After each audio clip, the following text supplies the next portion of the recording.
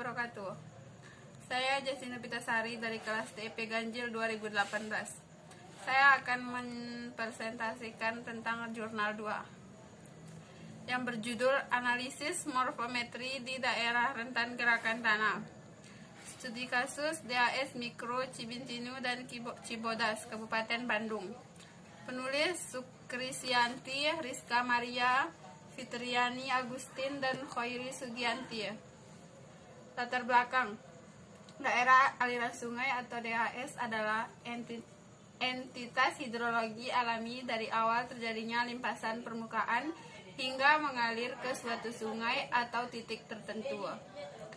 DAS dibatasi oleh batas alami berupa igir atau punggungan menuju ke satu titik terkumpulnya aliran air.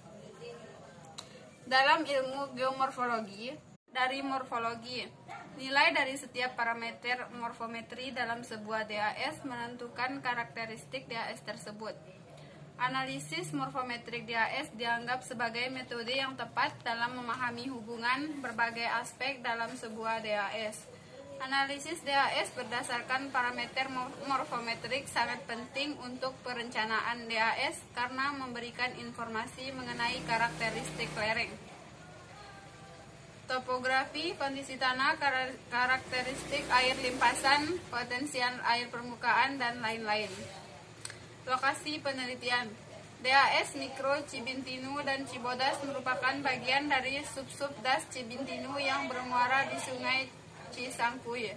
Sementara itu, Sungai Cisangkuy bermuara di Sungai Citarum yang berada di sebelah selatan Kota Bandung.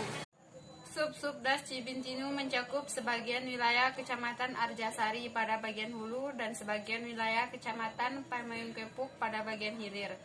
DAS Mikro Cibintinu terletak pada posisi 788.351 sampai 793.430 MT dan 9.221.478 sampai 9.251.141. Sementara DAS Mikro Cibodas terletak pada posisi 788.000 sampai 651 hingga 792.104 MT dan 9.222.488 sampai 9.220.250 MS.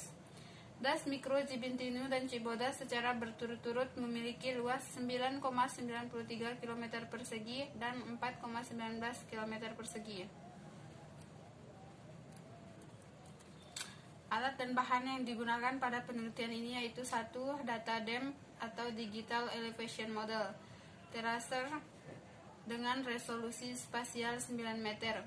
Kedua, peta rupa bumi Indonesia skala 1:25.000, sebagian besar peta dasar atau layar batas administrasi. Yang ketiga, perangkat lunak Sistem Informasi Geografi atau SIG. Hasil dari penelitian yang didapat yaitu gerakan tanah yang terjadi di DAS Mikro Cibintinu adalah gerakan tanah tipe luncuran atau slide dengan kecepatan tinggi disebut longsoran yang terjadi di area persawahan di KP Ciberum, Desa Lebaksari, Kecamatan Arjasari, sekitar 789.714 MT, 9.220.343 MS, tepat di tebing Sungai Cibintinu yang merusak lahan pertanian dan tegalan dan membendung sungai sehingga membahayakan penduduk yang tinggal di jalur sungai di bawahnya.